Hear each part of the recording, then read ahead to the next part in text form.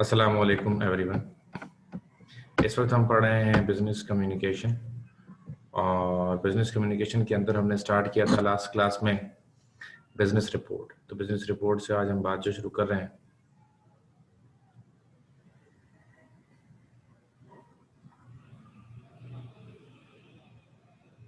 ये स्टेजेस हमने पढ़ लिए थे अगर आपको याद हो।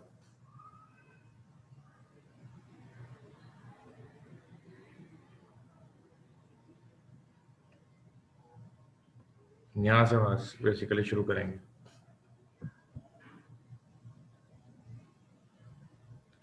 पहला सवाल पढ़ लिया था ना हमने, ज़रा कंफर्म कीजिएगा ताकि आप लोगों को कोई इशू ना हो ना, कल को पता चले आपने नहीं पढ़ा था पहला सवाल।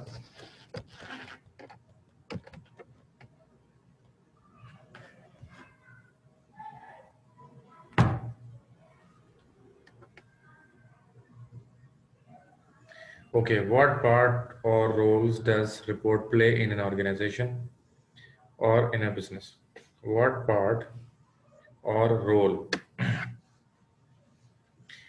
does a report play in an organization or in a business? कि एक जो रिपोर्ट होती है इसका बेसिकली किरदार है क्या किसी भी इदारे में या किसी भी कारोबार में, ये बेसिकली हमारा भी सवाल है। Why and how a business report regarded a tool of management, और किस लिए इसको मैनेजमेंट का टूल समझा जाता है, यानी कि टॉप मैनेजमेंट जो फैसला लेने वाले किसी भी इदारे के अंदर बंदे होते हैं उनका इसको टूल समझा जाता है, एक औजार समझा जाता है। तो क्वेश्चन इज व्हाई।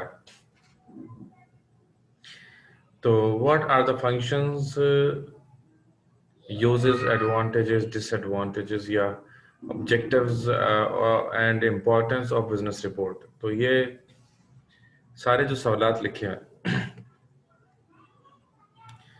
ये सारे वो हैं जिन जिन तरीकों से ये सवाल आ चुका है, ठीक है जी, वो सारे इसमें मेंशन है, ठीक है जी। अच्छा, अब ये डिपेंड करता है कि हेडिंग क्या होगी।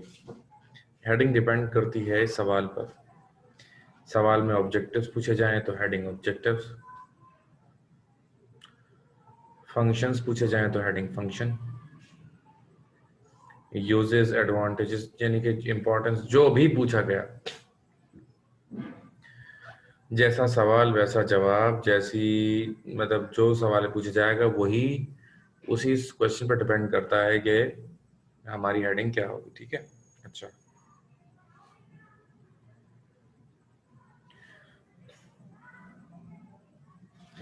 A business report has the following functions.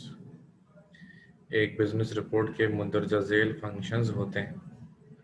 A business report has the following functions, uses or advantages. Number one, it provides a better understanding of the problem. यानी बिजनेस रिपोर्ट क्या होती है, वो क्या करती है, एक बिजनेस रिपोर्ट किसी भी शख्स को बेहतर तौर पर ये समझने में मदद फराहम करती। कोई भी सिचुएशन है, कोई भी मसला है दरपेश हो गया है, कोई भी अगर इशू है तो उस इशू को रिजॉल्व करने के अंदर ये जो होती है मार्केट रिपोर्ट अपना रोल प्ले करती है। यानी कि मार्केट रिपोर्ट में होता क्या, आप मुख्तलिफ चीज़ों को एनालाइज करते हैं मार्केट रिपोर्ट में, तो इस वजह से आपको हेल्प आउट हो जाती है कि अगर कोई इशू आ गया है तो what is the reason, background, तमाम चीज़ें इसके अंदर काफ़ी हद तक क्लियर हो जाती हैं, ठीक है जी। अच्छा, तो एक कोई भी चीज़ जो आपको अभी तक अंडरस्टैंड नहीं हो रही थी, आपको समझ में नहीं आ रही थी, by the help of this market report what happened कि आपको वो चीज़ बेहतर तौर पर समझ आना शुरू हो जाती। Number two, it measures progress. एक मार्केट रिपोर्ट कम से कम at the end of the year हर बिजनेस के अंदर बनाई जाती है, और उसका मकसद क्या होता है कि भाई उस वक्त हमारी क्या परफॉर्मेंस रही, उस साल हमारी क्या परफॉर्मेंस रही, हम उसको बआसानी जज कर सकें। ठीक है जी। अच्छा, it reviews the progress of a project और प्रोग्राम्स ऑफ अ कंपनी। तो आगे क्या कह रहा है कि भाई it reviews the progress of a project और प्रोग्राम्स ऑफ द कंपनी, यानी इसमें हम ये करते हैं कि जब हम रिव्यू करते हैं प्रोग्रेस को या किसी प्रोजेक्ट को, तो हमें अंदाज़ा होता है कि हमने जो टारगेट्स सेट किए थे, how far we have achieved. It explains how far a company has achieved its objectives and goods and goals. तो गुड्स लिखा हुआ है, it should be goals, change कर रहा हूँ।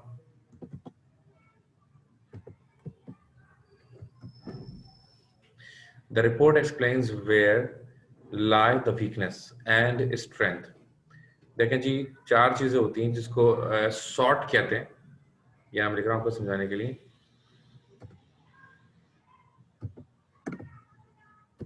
सॉर्ट, आप सॉर्ट को मजीद पढ़ना चाहें, जो बच्चे आप में से, वो गूगल पे सर्च कर सकते हैं। SWOT, सॉर्ट, इसका मतलब क्या होता है? Strength, weaknesses, opportunities and threats. Strength, weaknesses, opportunities and threats. Her business के अंदर ये 4 चीजें जरूर मौजूद होती हैं। हर बिजनेस के अंदर ये 4 चीजें जरूर मौजूद होती हैं। Strength, weaknesses, opportunities, threat. अब स्ट्रेंथ क्या होती है? स्ट्रेंथ होती है कि ऐसी आपके इदारे के अंदर क्या चीज है जो दूसरे इदारे में मौजूद नहीं है। तो आपके अंदर कोई भी ऐसी चीज का होना जो कि दूसरे इदारे में मौजूद नहीं है, उसे कहा जाता है स्ट्रेंथ। अब वीकनेस किसे कहा जाता है? वीकनेस कहा जाता है कोई ऐसी कमजोरी जो आप में हो और दीगर इदारे जो वही सेम नेचर ऑफ बिजनेस हमारी सोसाइटी में कर रहे हैं, उनमें वो कमजोरी ना हो, लेकिन आप में वो कमजोरी मौजूद है। तो अगर किसी भी किस्म की कमजोरी आप में पाई जाएगी तो उसको क्या कहेंगे? वीकनेस कहेंगे। Now the next is opportunity. Opportunity क्या होती है? Opportunity is something external. Strength or weaknesses, we talk about strength and weaknesses within the organization, but when we talk about opportunities and threats, we talk about outside the organization. सही जी, opportunities and threats। खैर, it reviews the progress of a project or programs of a company। तो ये बात हो गई हमारी strength and what difficulties, impediments the company is facing। It provides fact and valuable data, क्योंकि आपको पता है एनालिटिकल रिपोर्ट में क्या होता है, इन्वेस्टिगेशन रिपोर्ट में क्या होता है, आपको डेटा बहुत सारा कलेक्ट करना होता है। जब बाहर से आप बहुत सारा डेटा कलेक्ट करते हैं तो आपको बहुत सारी ऐसी चीज़ें आपके पास आकर कंट्रोल हो जाती हैं, आपके पास मेजर हो जाती हैं, जो अमूमन आपने नहीं सोची होती। ठीक है जी। अच्छा, तो ये बात हमने कहाँ की? ये बात हमने की पॉइंट नंबर 3 में। It provides facts and valuable data. Before reports are prepared, necessary and relevant information is gathered from reliable primary and secondary sources। इससे पहले कि हम कोई तैयार करें इंफॉर्मेशन, हम सबसे पहले डाटा को गैदर करते हैं और प्राइमरी और सेकेंडरी सोर्सेज से हम डाटा अपने पास गैदर कर लेते हैं। ठीक है जी। सैनिटाइजर ज़रूर लगाइए, आजकल बहुत केसेस चल रहे हैं। आपको पता है हमारे अब्बू के दोस्त लॉयर थे बहुत बड़े, और काफ़ी रिच फैमिली से बिलोंग करते थे, और खुद माशाल्लाह उन्होंने खुद बहुत माल जमा किया था। लेकिन ये हुआ कि उनकी डेथ हो गई कोरोना से। फिर आज मेरे एक स्टूडेंट की आज थोड़ी हालत बेहतर हुई है, वो आगा खान में एडमिट रहा है, आज आज ही उसको डिस्चार्ज हुआ है। एंड तकरीबन 6.5 लाख रुपए का बिल बना है कोई 5-6 दिन में, यानी कि 1 लाख रुपए पर डे पड़ा उसको। मेरे दोस्त की वालदा एडमिट हैं, वेंटिलेटर पर हैं कोरोना। तो ये मेरे इमीडिएट जो जिनसे मेरा आमना सामना होता है, मैं उनकी बात बता रहा हूँ आपको। ये कोई दूर की बात नहीं बता रहा कि ये 3 केसेस रिसेंटली। बहुत सारे लोग हैं, मेरे कोलीग को हुआ जो मेरे साथ उठता बैठता खाता पीता हर वक्त मेरे साथ काम करता है, उसको हो गया। ठीक है जी। अल्लाह ताला हमें और आप सबको इस आफत से महफूज रखे, लेकिन अपना ध्यान रखिएगा। खैर, it provides facts and value, ठीक है ना। अब क्या होता है, बिफोर अब जब रिपोर्ट हम बनाने से पहले बहुत सारा इन्फॉर्मेशन गैदर करते हैं ना, तो ये भी तो सारी चीज़ें काम में आती है। Management uses reports for sound decision making. Management क्यों रिपोर्ट मांगती है? कोई भी फैसला जब मैनेजमेंट को करना होता है, मैनेजमेंट कोई भी फैसला करने से पहले वो बोलती है, आ जाओ जी, पहले रिपोर्ट दो मुझे, पहले बताओ डाटा है क्या। ज़ाहिर है कि पहले वो आपसे प्रेजेंटेशन मांगते हैं, ये तमाम चीज़ें करते हैं, उसके बाद जाकर ये होता है। ठीक है जी।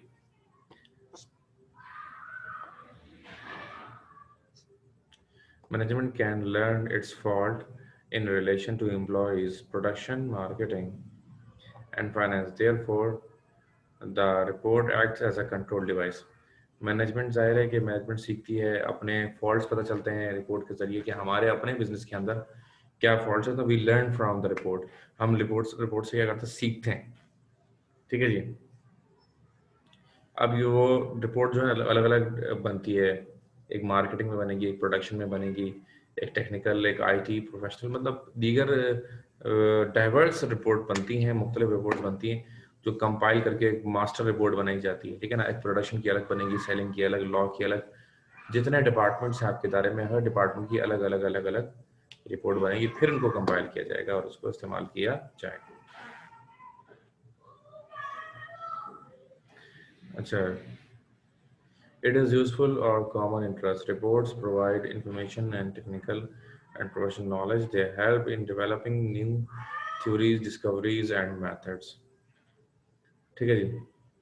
अब ये रिपोर्ट्स क्या होती हैं? कॉमन इंटरेस्ट होता है, reports provide information, technical knowledge, तो हम उसको दीगर जगहों पर भी इस्तेमाल कर सकते हैं। यानी कि एक रिपोर्ट जो एक बिजनेस में है, सेम नेचर का बिजनेस अगर कोई और स्टार्ट कर रहा है, तो उसको वो रिपोर्ट बिल्कुल हेल्प आप कर सकती है। मिसाल के तौर पर फीजिबिलिटी रिपोर्ट। एक फिजिबिलिटी रिपोर्ट के बारे में मैंने आपको बताया था कि ये एक ऐसी रिपोर्ट होती है जिसमें स्टेप बाय स्टेप तमाम चीज़ें लिखी हुई होती हैं कि अगर आप कोई कारोबार स्टार्ट करेंगे, अगर आप कोई कारोबार स्टार्ट करेंगे तो पहला स्टेप क्या होगा, दूसरा स्टेप क्या होगा। तो पूरी जो है ना वो सीक्वेंस ऑफ रिपोर्ट में, sequence of designations and sequence of steps that is to be perform for opening an organisation, वो सब उसमें लिखे हुए होते हैं। ठीक है जी। So it is useful for common interest. Report provides information and technical and professional knowledge. They help in developing new theories, discoveries, and methods. Reports may be used as valuable material for training, development, and research. ठीक है जी। अभी report मुख्तलिफ जावियों से इस्तेमाल की जाती है। Reports में इसमें सब बता दिया गया, आपने सुन लिया। Reports not only define analyse the problem but they suggest remedies to it. और देखें, तनकीद जो होती है ना रिपोर्ट में, बहुत ज़्यादा तनकीद हुई भी होती है कि भाई आपने यूँ नहीं किया, यूँ नहीं किया, यूँ नहीं किया। लेकिन मैं पहले ही बता चुका हूँ और दोबारा मैं बता रहा हूँ कि तनकीद बराए इस्लाह होनी चाहिए हमेशा। जब भी कहीं तनकीद हो रही हो, तनकीद बराए तनकीद नहीं होना चाहिए। Criticism is not for the criticism but the criticism is for the betterment. अब अगर आप क्रिटिसिज्म फॉर क्रिटिसिज्म करना शुरू कर दें, तो तनकीद के ऊपर तनकीद के ऊपर तनकीद चलती रहेगी। इस तरह आप एक दूसरे के दुश्मन बन जाएंगे और मुआशरा आपको खा जाएगा। आ रही बात समझ में? तो ये बड़ा इंपॉर्टेंट है कि ऐसा ना हो। ठीक है जी, आगे चलते हैं।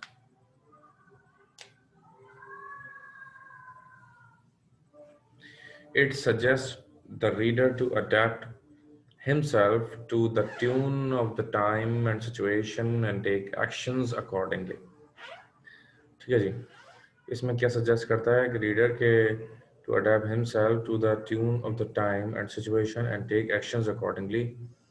इसका मतलब ये है कि भाई कोई भी रीडर को सजेस्ट किया जाता है इसके अंदर कि उसने कौन सा काम किस वक्त करना है, किस तरीके से करना है, और अगर उसी तरीके से एक्शंस लिए जाएंगे तो बहुत ज़्यादा ये चांसेस हो जाते हैं कि आपके कामयाबी ही होगी। ठीक है। अच्छा, अब देखें, अब इसको अगर हम थोड़ा सा चेंज करें, ठीक है जी, मतलब पॉइंट्स उसमें लिखे हुए हैं, अगर आप सूखा सूखा ऐसे लिखेंगे ना तो आपकी प्रेजेंटेशन बहुत अट्रैक्टिव नहीं होगी, तो मैं इसमें थोड़ा सा चेंज करूंगा।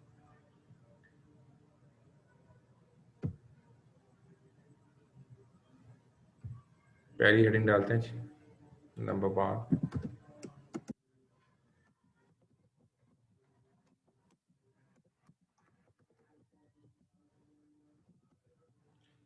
बेटर अंडरस्टैंडिंग, ठीक है जी।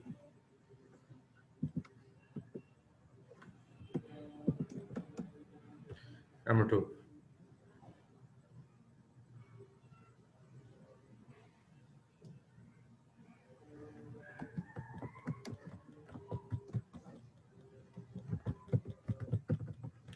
measures progress,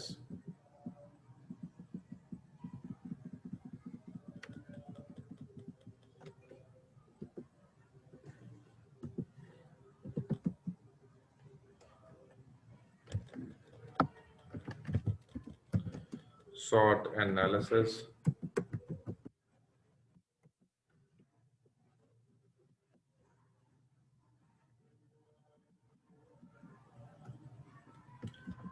provision of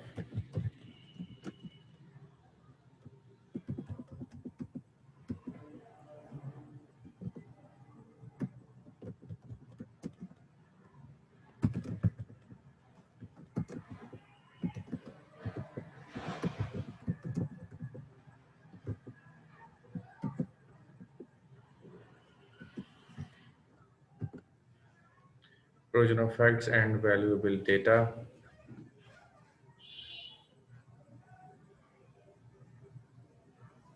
ठीक है जी।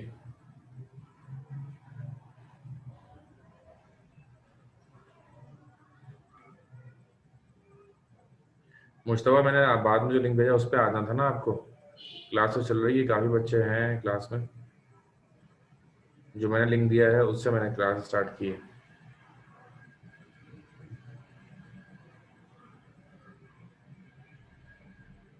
हमारे मुश्तबा भाई मुझे लग रहा है पुराने लिंक से ही ट्राई कर रहे होंगे, जब भी उनको ये प्रॉब्लम है। Provision of facts and valuable data, ठीक है जी।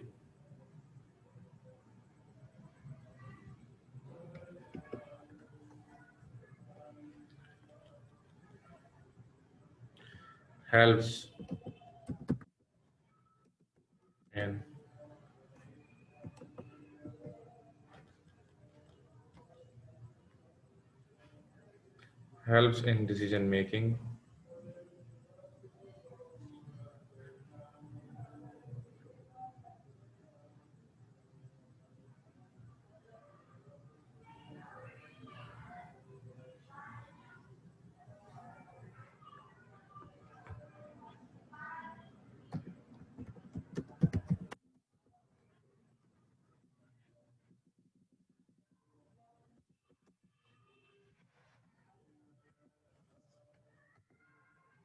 helps in decision making. It provides facts and valuable data before reports are prepared. Necessary and relevant information is gathered from reliable primary and secondary sources, ठीक है जी।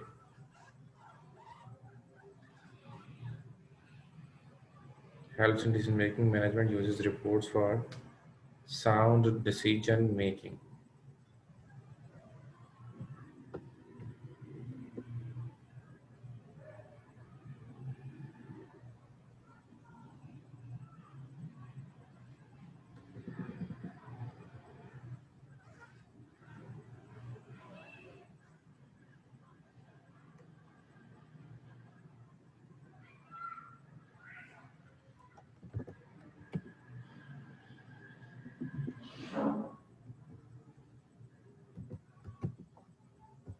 Redesign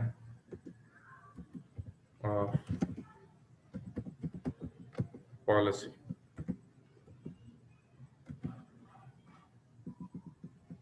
साथ साथ करते जाइएगा आप लोग।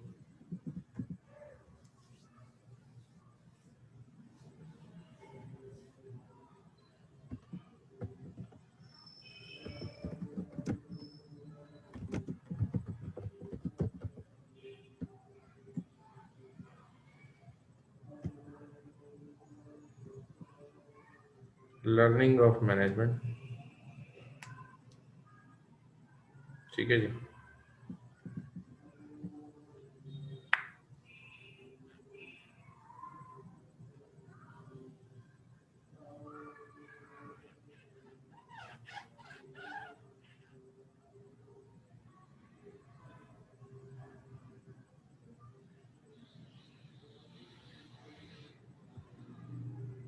जी सलमान भाई, क्वेश्चन नंबर 2 ही है, लेकिन मैंने क्या किया इसके अंदर कि मैंने इसके अंदर हेडिंग्स ऐड की हैं खुद से, ताकि आप लोगों को ये याद करने में आसानी हो जाए।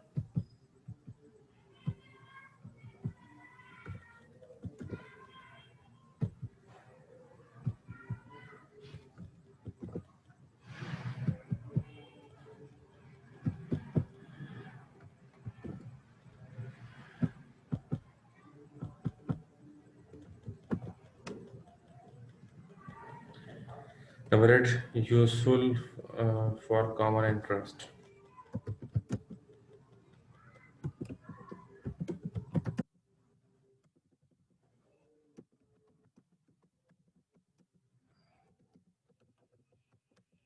ठीक है।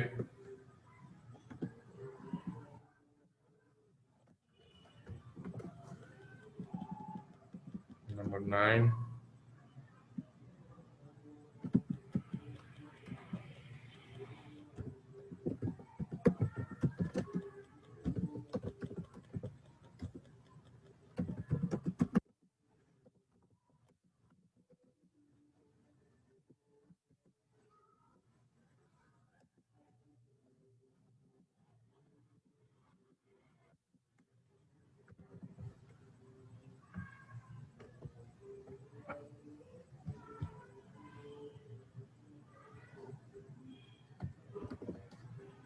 Valuable material for training. Number 10,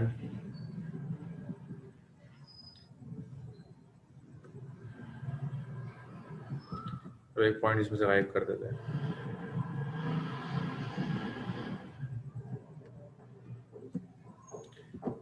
screenshot तो ले रहे हैं ना आप लोग, साथ साथ अगर लिख नहीं रहे कम से कम, ताकि आप बाद में आराम से लिख सकें। Reports not only define and analyze the problem, but they suggest remedies. Suggestion of remedies.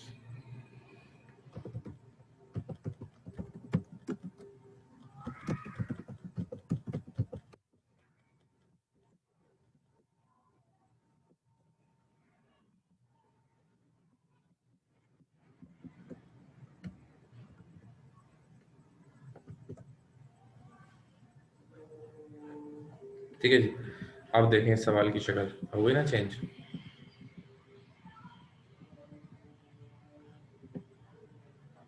तो ये आपने याद करना है। ठीक है जी। अगले सवाल की जानिब हम बढ़ेंगे। What are the qualities of well-written reports? What are the qualities of well-written reports? Qualities of well-written reports क्या होती हैं जी?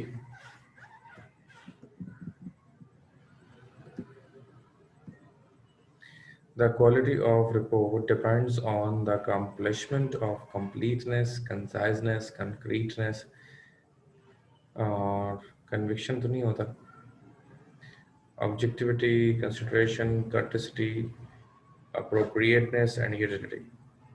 Reliability and persuasiveness, such qualities are explained below. What are the qualities of well-written report? अब मैं आपको shortcut बताने जा रहा हूँ। अगर qualities of well written reports है तो 7 C's ऑफ कम्युनिकेशन उठा के ठोक दें। अब देखिए इसमें क्या दिया मैंने, पहले जरा देख लेते हैं।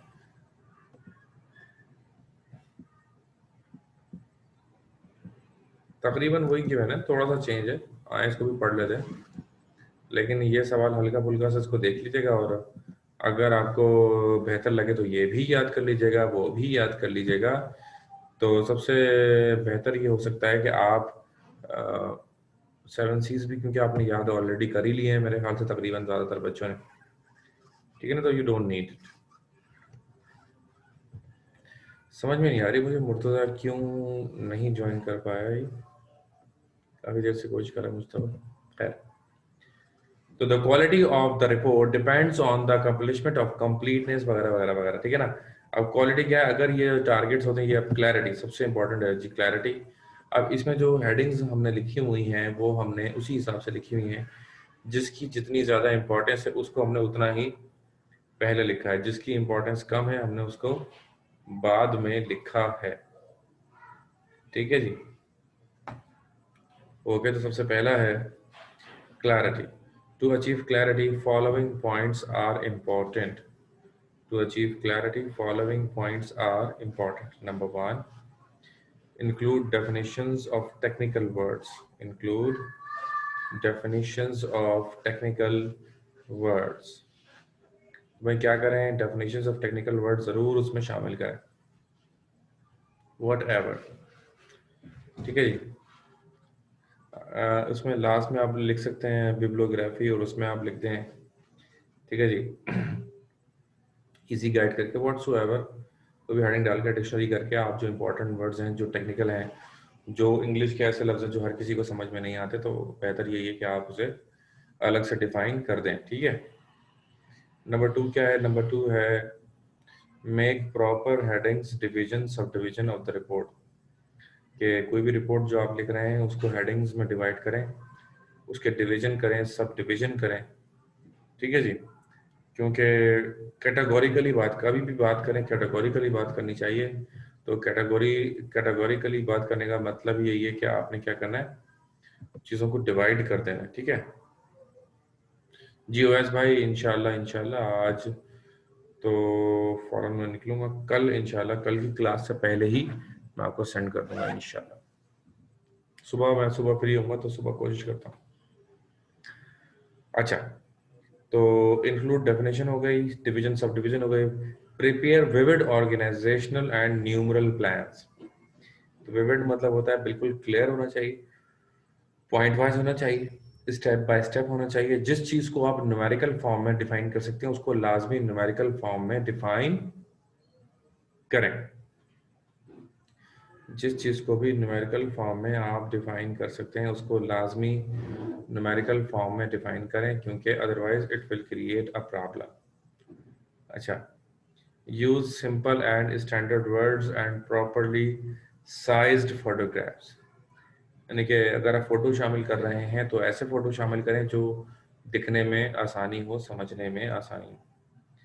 सिंपल एंड स्टैंडर्ड वर्ड्स शामिल करें, ठीक है जी। कोई मुश्किल ज़्यादा लफ्ज़ों का इस्तेमाल ना करें, ठीक है जी।